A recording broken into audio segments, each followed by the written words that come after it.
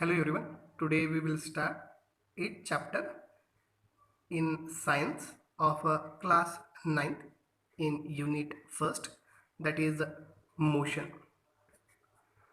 Please student, put your textbook in front of you while watching this video and be ready with your pen, pencil and notebook. In everyday life we see some objects at rest and others in motion. In our surrounding we will see some objects are at stationary position and some objects are in motion. Examples are given here. Birds fly, fish swim, blood flows through veins and arteries, and cars move. These are examples of motion. Atoms, molecules, planets, stars and galaxies are all in motion. When often perceive an object to be in motion when its position changes with time. We often perceive an object to be in motion when its position changes with time. However, there are situations where the motion is inferred through indirect evidence,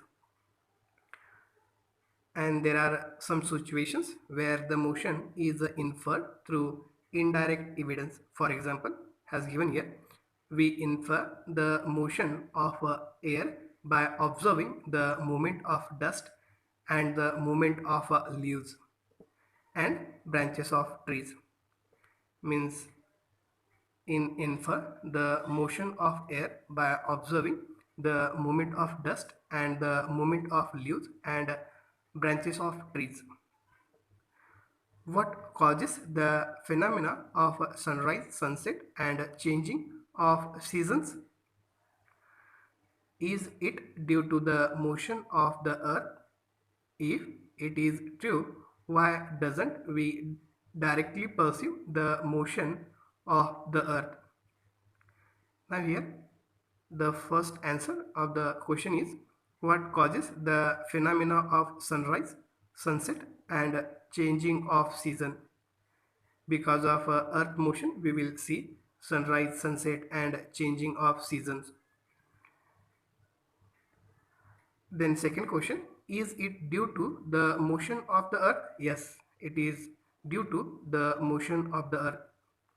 Now third question is it true? Why don't we directly perceive the motion of the earth?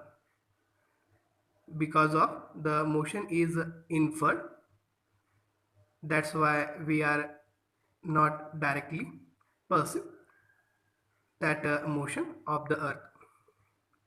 Now we will move through the next paragraph.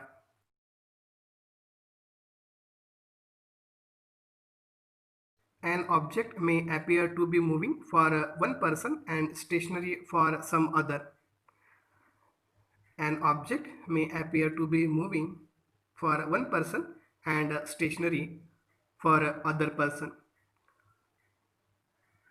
For the passengers in a moving bus, the roadside trees appear to be moving backwards.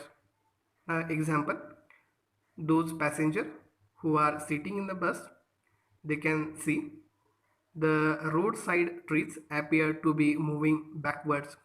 A person standing on the roadside perceives the bus along with the passenger as moving, but in opposite, those person or who person standing on the roadside perceive the bus along with the passengers as moving. However, the passenger inside the bus sees his fellow passengers to be at rest. What do these observations indicate?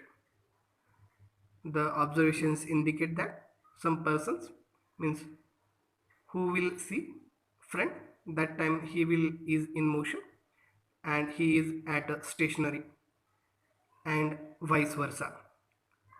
Most motions are complex. Some objects may move in a straight line, other may take a circular path.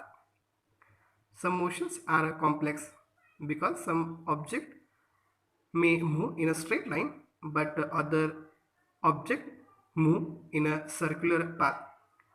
Some may rotate and a few others may vibrate. There may be situations involving a combination of these. Some may rotate and a few others may vibrate. There may be situations involving a combination of these. In this chapter, we shall first learn to describe the motion of an object along a straight line. In this chapter, we will see to describe the motion of an object along a straight line. We shall also learn to express such motions through simple equations and graphs. Later, we shall discuss why of describing circular motion. Now, we will see the next part of this chapter, that is the activity 8.1. Please student, do this activity. The activity is discuss whether the walls of your classroom are at rest in or in motion. Yes, it is exactly, all walls are in rest. Now, activity number 2. Have you ever experienced that the train in which you are sitting appears to move while it is at rest? Now, have you ever experienced, students, that the train in which you are sitting appears to move while it is at rest? Please share your experience. Now, think and act. We sometimes are in danger by the motion of object around us, especially if that motion is erratic and uncontrolled, as observed in a flooded river, a hurricane, or a tsunami. These erratic and uncontrolled motions are endangered for objects we see usually. On the other hand, controlled motions can be a service to human beings, such as in the generation of hydroelectric power.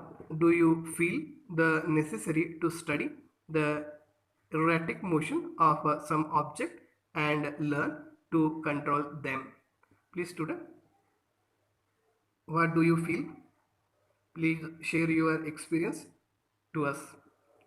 Now we will move towards the next motion, describing motion. We describe the location of an object by specifying a reference point.